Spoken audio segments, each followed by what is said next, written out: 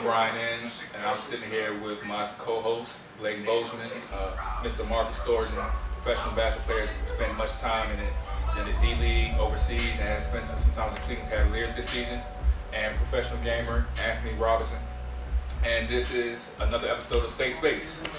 So just to give you guys a little rundown, these three gentlemen I've had the pleasure of working with for a number of years, and I would have to say that of the numerous kids I've ever trained or been in contact with, these are some of the most accomplished in their respective fields. These guys have exemplified what it means to work hard and to also to strive for your goal, and even when your goal is being doubted. So I'm like, especially so you, Marcus. Marcus, you in high school, you were a kid that was underrated, worked really hard, had a great work ethic, probably second to none as far as wanting to always get better. What was something that led you to go from being a JV player at Bishop McNamara, which was a middle of the pack school at the time, to also being under-recruited, then making it to William & Mary, then approving your mark and making it to being the second round pick of the Boston Celtics, and now being a very successful professional basketball player with many, many great years in front of you? Thank you for the introduction. I think just love and support. I think my love for the game, being around it all these years, and I really just love to play. And then, support from friends, family. Like, I feel like, just the way people have pushed me, and just how people have believed in me over all these years, kind of regardless of what has been going on around, whether it's, team-oriented or whatever the case may be. Just those two things has kind of driven me to keep working hard, and luckily for me, it's kind of worked out, and I've been able to have some success, with basketball. So I'll say love and support, man. Two things I'm very grateful for. Well, like I said, your path to stardom and greatness is something that I, for one, didn't see. You were probably, along with Marcus, you were probably one of the first 2 or 3 older kids that I started working with. At the time, I remember you had the hot top fade with the Wiz Khalifa brown. I'm about to say with the highlight. Yeah. But like I said, right now you got your own movement going on that is picking up speed tremendously fast. You got your shirt right here. Yeah, of course. Anime baby, man. So tell us what it took for you to figure things out. Like you said, you're not a professional basketball player. You went to college for 4 years. You were a college basketball player, but you gave that up because you wanted to focus on your studies and your career and stuff like that. But what led to you, to figuring out what your niche is in this world? Well, I think all of us had the same vision, which in general was like a drive. Like, we all were driven at something that brought us all together. And when it brought us all together, we still had that drive, even though we were all scattered across the country, even out of the country. And I think all of us found a path, and mine's happened naturally from what I went through to make me a man, and which taught me to sharpen me up. So certain times what you go through leads you to get prepared for what you're going to be ready for, but you've seen flashes of it. It's just not what you wanted to be. So first I wanted to be a pro basketball player. It's every kid's dream. But, things don't work out the way you wanted to. But I didn't lose my drive for what my passion was, to do something big. And then I started to be able to touch people with just even playing video games in general. And the love for anime seems to be very universal, so I want to share that with everybody else in general, of pro gaming, joining with Wale, EBM gaming, making it big, doing a lot of things in general. And I think it incorporates with a lot of things that everybody will do, because you'll have children that will love it. You're going to love it yourself. And if you give it a chance, I think that it'll be something that anybody can pick up if you have a real drive in what you want to do, no matter what it is. We pretty much formed. We even still got the group chat running.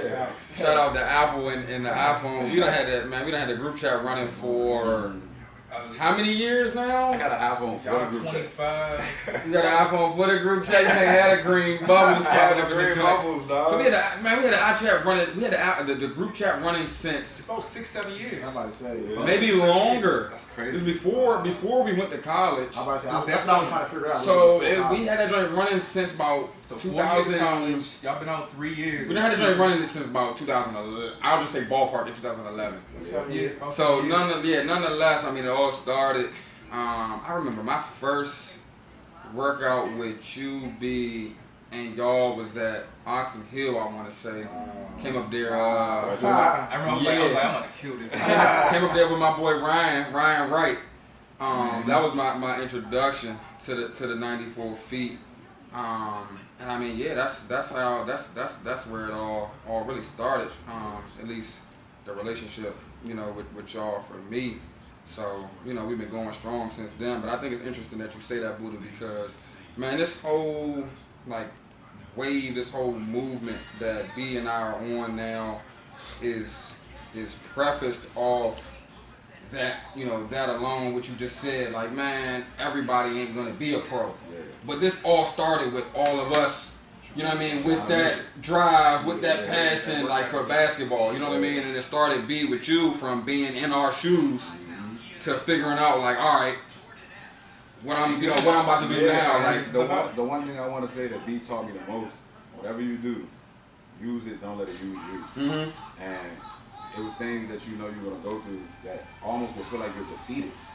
But you can bounce back from it, but you got to be sharp enough to know, all right, next play, set it up the better way, and I don't have to deal with this again, or I don't have to feel like I'm this low again. Work on my craft, and I don't got to feel like the next man is better than me. And everything. And we've been there through you being at Eastern Shore, dealing with your stuff. Right. Yeah, but I'm saying even going through, even seeing what you going through, being, figuring out your hooping dreams while you were at Eastern Shore in college, me dealing with, the adversity and me hooping at Morgan, Marcus being at William and Mary, and like you said, being under recruited, feeling like, Marcus could make a little move and go to a bigger school. Even though, y'all didn't go to the tournament as close as y'all got, you still got drafted. So, all those different things. And now, we all pushing for Marcus to be the one, out of our group to really get there and really fulfill that underdog story, which, I'm sure is going to happen. But that's exactly, that message that you took away, Buddha, is what, that's essentially what we're trying to spread, that, don't let the game use you. Use the game, don't let the game use you. And that, it's going to be times where, at the end of the day, that ball is going to stop bouncing for most of us. Yeah. But, all right, now what? Now what you going to do? Or you want to, like B did, give back and spread that to us? You know what I mean? Like you said, the life lessons that you learned through the game that you're now applying, in a different industry, but it's the same principles, the same stuff that was ingrained, at a young age. So asking you, you pretty much, have said one of the biggest motivations for you is the support that you get from, the people that's surrounding you in your life. But what has been the biggest obstacle that you faced in pursuing, your goals, your aspirations to become an NBA player? I think just getting your foot in the door. I think people don't realize, talent-wise, so a lot of guys that are talented, a lot of guys that can play, even guys who people may not think are as good, athletically, they fit the mold, and it's so many guys in such a little, such a little amount of space. People don't realize how hard it is to just, secure a spot in any situation. And then compounded with that, a lot of times it's opportunity. You really just kind of got to get lucky. Right situation, right coach. So I think staying mentally locked in on just controlling what you can control. I think a lot of guys, that I play with or just interacting with, get caught up in this, that, and the third. And really, all you can do is play. So just keeping that mental aspect and just kind of reminding yourself, it's a grind. I know we see stories. It's crazy because we see stories every year about people who, who've been, doing whatever for all these years, unnoticed. And right now, Terry Rozier is high as a former G League guy. Andre Ingram from the G League, spent 10 years in the G League. Right, and then now it's it takes time. It takes time, and it's you want everything quick, and not just in basketball. You want everything to happen so fast. Yeah. For me, I know for me, I struggle with that because I just feel like, man, I put in the work. Put in the time, and even speaking on being underrated, I still feel like I'm that now, but definitely more underrated. People know. That's why people know. I feel like I don't feel at all like I've arrived, but I'm at least on the surface. But just sticking with it mentally and just knowing, you just gotta play, and let God handle the rest. So it's tough, because not just me. I know a lot of people feel like you deserve to be there. You've done what you needed to be there. You've seen other people do, similar things to what you're doing. They've gotten there. But everyone has their own path. Everyone has their own journey. Literally, no one has the same path. And it's hard to. It's easy to look at other people and say, oh, that should be me. Yeah, you just gotta stick to. And I think that's that's the important, like you said something that just stood out to me is that, like you said, man, it's a lot of guys out there that are talented. Like, bro, it's a lot of talent out this year, there. really, I was like, so many teams, like, a lot of people can play in the NBA, Right. and really be effective. But You see it. But it doesn't boil down to just No, that. it's not Just a It's simple not. 1 plus It's not. 1 linear No. equation. Like you It's said, it depends on that opportunity. It depends on if you're a good fit for the team. It depends on So many variations. goddamn salary negotiations and cap space. It depends on Yeah, like 'cause got even clout. when they called you up for the 10-day. A couple months ago, that's what I'm saying. It's just so much, even on the business aspect of things, that people, from our seat in the whole play of things, don't understand. And even, on the further scale, it's just like even like young guys, like even before you've experienced that, like you've been in it now as a pro. But prior to you becoming a pro, like you being a high school guy, it's so much stuff that you didn't understand. Even being a college guy, stuff that you didn't understand, and that's what guys now don't realize. I think that one thing that a lot of people don't realize that the most successful do is like you got to know who you are even before you are that person. Right. And that's hard to do. That's easy to say. It's very easy. What you mean by that? Speak on So it. I'll just look at when I was younger. My dream was to be an NBA player, just like all of us were.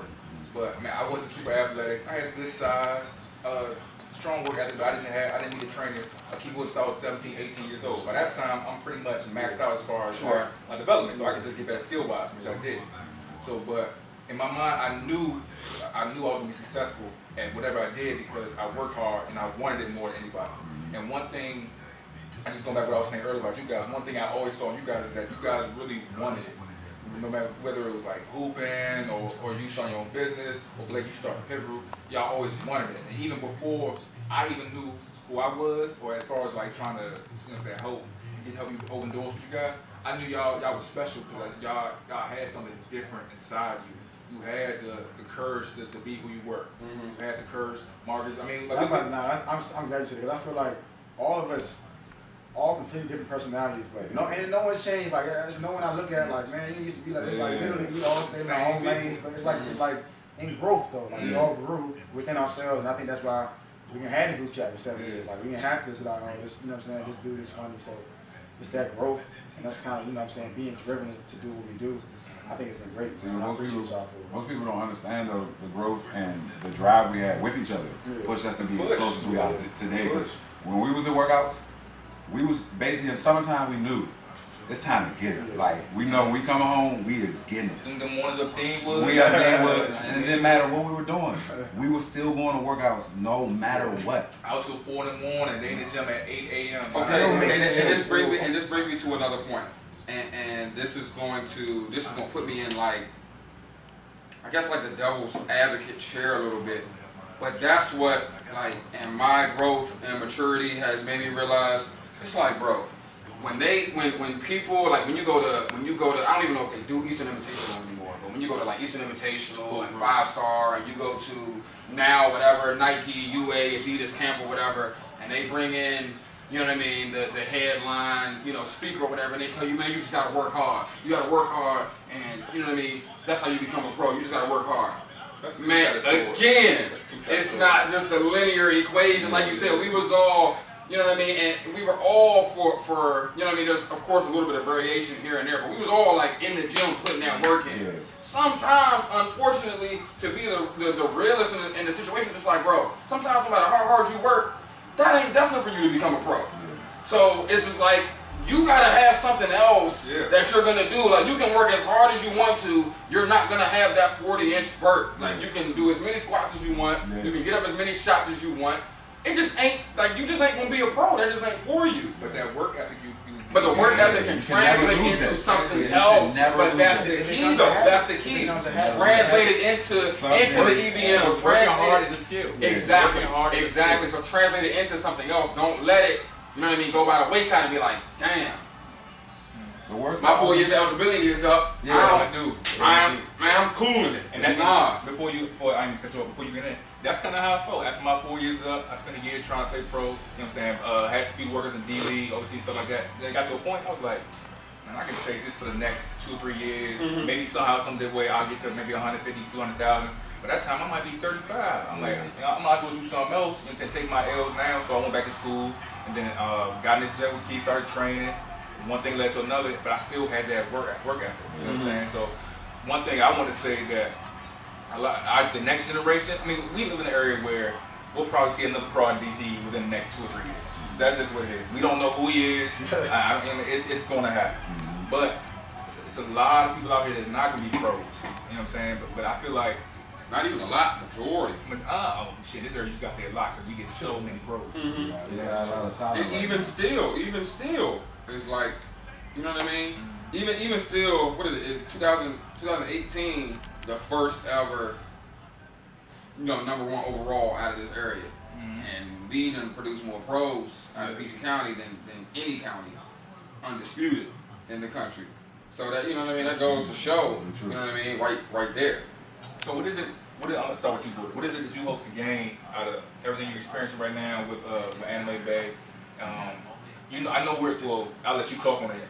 You know where you're trying to go in the short term, but with the way this thing is growing, and for me from the outside looking in, and not really, to keep a tab on it, just like checking in, see what's going on. So I see a lot of momentum, but where do you, like I said, maybe it's too early to ask, but where do you see this thing going within the next 5 years? Because the next year is going to kind of be like a blur for you, but I think, with the momentum you got, next 5 years, you probably going to put yourself in a situation where you calling your own shots, you doing whatever you want to do, you sitting in my seat, you got some real leverage. Putting your little homies, position to do what they want to do. So, like, where do you see yourself going? Where do you see this thing going for you? Well, currently I'm already recruiting for EBM gaming in general, and for me being under Wale itself and already having an Anime Bay brand, Humble brag.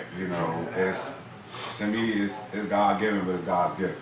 And I feel like 5 years from now it will still be, because I've already done giveaways. The content I put out, for me, I want to impress the kids. Like, I ask them, who do you want to see? Who do you want to see me play with? Who do you want to see? And I'm not asking nobody for any donations or anything. When I do these t-shirt giveaways, when I do the things I'm doing, I just want to see it happen for a lot of people to be inspired by it, to do it later. Because I'm securing what I got going on. I'm #2 in the world.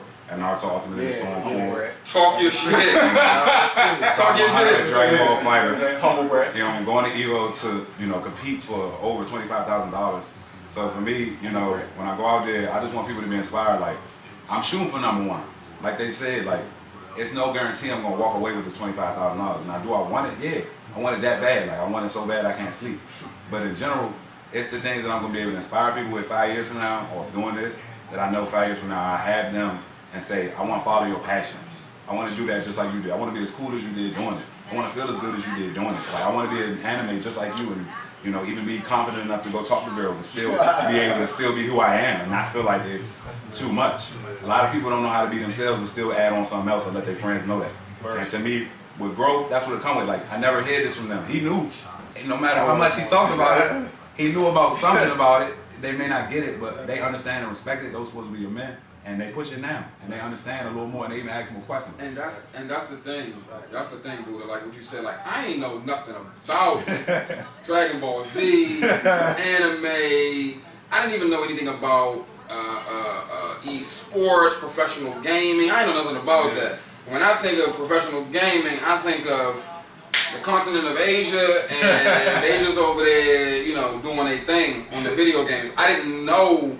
Like, literally, one of my bros, like, just anybody could really, like, if you could really manifest, like, what to me was just a hobby, like, just something that we enjoy doing, just, you know what I mean, just for fun, that you could really have, like, a legitimate, professional career and a lifestyle in gaming. And I think that is key in what you're saying, and inspiring other kids to pursue that passion as well, and not look at it like, I can't do nothing with this. Because again, that's something that can translate. Because there are other avenues, there are other industries that, you know what I mean, our younger generations just got to see somebody else being successful in it. You know what I mean? Like, so you're gonna tell me, wait a minute, you're living, so you living in Woodmore, like, like so-and-so that I see playing for the Wizards, but you not a pro? Right. What do you do? And it's so funny that most people, when they meet you, they be like, you in that anime? Like, you? Of all people, but but I'm like, to me, it's multi-dimensional. Like, to me, it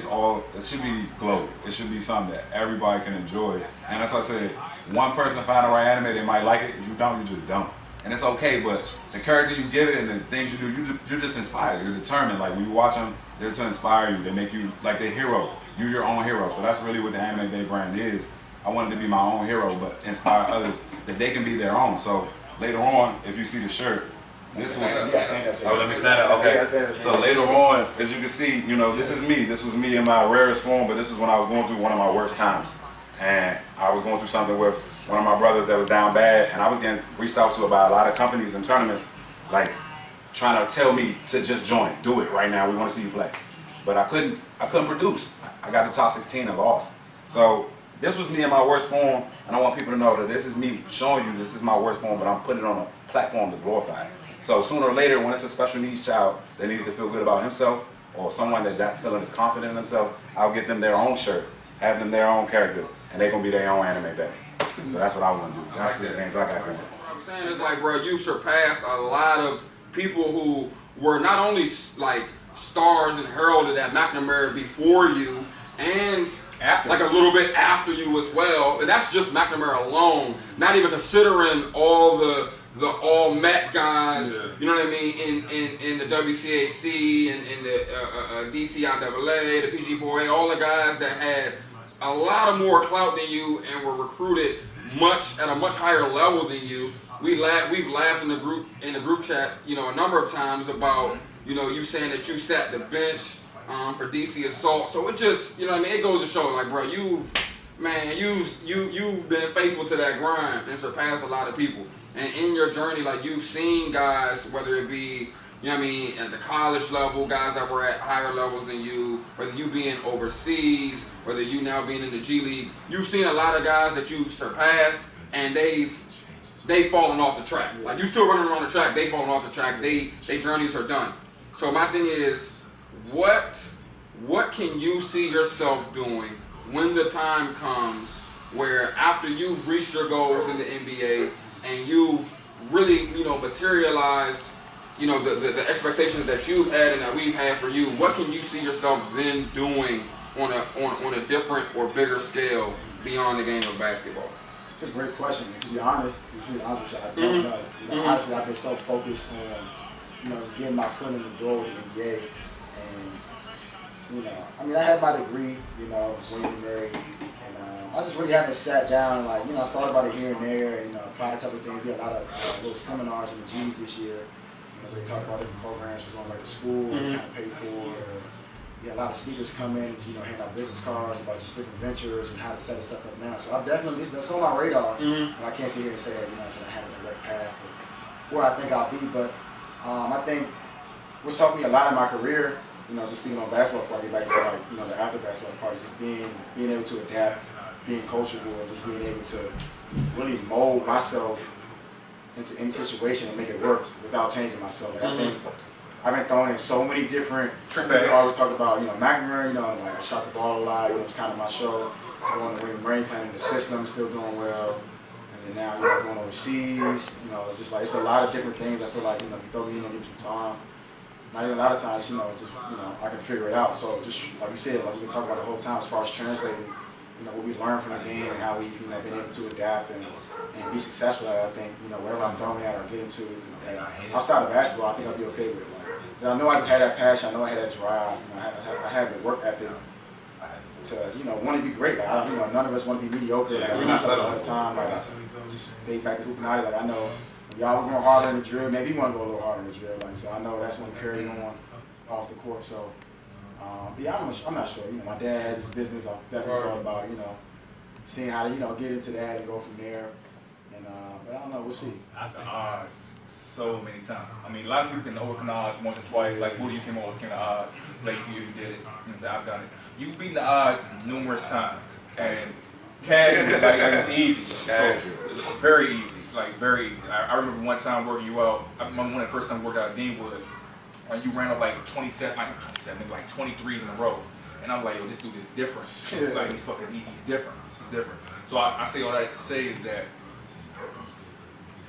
you're going to do great things with the game of basketball, but you're going to do your best work when the ball stops bouncing, because you've overcome so much, you've been through a whole lot, you've met so many different people that you don't even know who are affecting your life, and you never realize till the game of basketball ends. And I was the same way. I never thought about, you know what I'm saying, doing the things I'm doing, running events, or helping people, or starting my own business. But I was able to meet people like Chris Monroe, who introduced me to someone who made that light bulb go off in my head. You know, I was with Keith Williams when he was with the Marcus. I was with him pre-draft, and so I was able to meet certain people that made different light bulbs go off. So I think for you, I mean, you're definitely wrapped up in what you're doing right now, and that's fine. You know, because I mean, like I said, you're chasing your dream, and it's right there for the taking. But you're gonna do your best work when the ball starts bouncing, and I honestly believe that. And all of you, I mean, I tell Blake all the time. We had a conversation when you first started out with the pivot group. I think it was the first or second day when I saw the tweet. I texted you like, yo, I got some work for you. I got something for you to do, because you're ready. You're ready. And I feel like about the same thing with you, Buddha. I feel like you guys are ready. I mean, you guys have consistently overcome what seems like insurmountable odds. And I think with those skills, you have to be able to pay it back to the next generation. You know what I'm saying? So I think before we wrap up the thing, I think the best thing, the thing that gives me the most joy about all you guys is that, like I said, I was a decent player. You know what I'm saying? Could have been a little bit better. You know what I'm saying? It worked out how it worked out. But I think my gift or my blessing was being introduced to you guys, and not just you three, everybody who's in that hoop night chat, and a lot of the other people who were outside. But you guys, I was able to help give you something that I didn't have or wanted for you. Like I wanted to see Marcus make it pro. I wanted Blake to play professional season. I wanted you to get to that D1 school. You know what I'm saying? I wanted Tap to get to that D1. I wanted Tyler to become a point guard. You know what I'm saying? I wanted Jerron to stop fluking around and get what he's supposed to get out of it. You know what I'm saying? And everybody, I want you guys to get what you're supposed to get out of it. It always doesn't work like that. With the skills you guys are giving, and I'm just happy that I was able to give what I didn't have to y'all. You know what I'm saying? Y'all take y'all strong work ethic, great morals, and your parents did great jobs with you guys. And I really feel that with these three guys sitting in front of me, and also everyone in the chat, I mean, I'm sitting in front of 6 or 7 millionaires many times over. And with that said, you know what I'm saying, just keep paying it forward, man. Like keep helping the next man. Keep helping the next man, because it's gonna come right back to you. Like Buddha, I'm so impressed with the person you've grown to be, because I was worried for a long time. Keeping it stacked. I used to text outside the chat, yo, what is this dude doing? Figure it out. Like, you figured it out. It's the same thing with Blake. Like Blake, you caught on a little bit sooner than everybody else, but that, you know what I'm saying? But that's because you have a great upbringing, and you got the right people behind you. And like I said, I'm just proud and I'm fortunate to be in you guys' presence, because like I said, I mean, you guys make me look good, make me feel like I did something right. Same way that like my mentors, like Daryl and Keith looked at me and said, make me feel like I did something right. So I just tell y'all, man, keep pushing, man. You know what I'm saying? Keep overcoming the odds, keep overachieving, because like I said, keep beating the odds. Because it's starting to look a little easy. It's starting to look a little easy. I can't say it's not, man. So y'all keep doing y'all thing. Cool. Sitting there with my good men.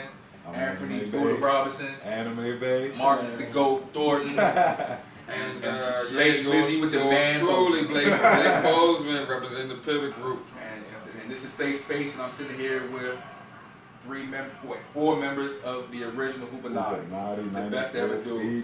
Everything. Back in the day.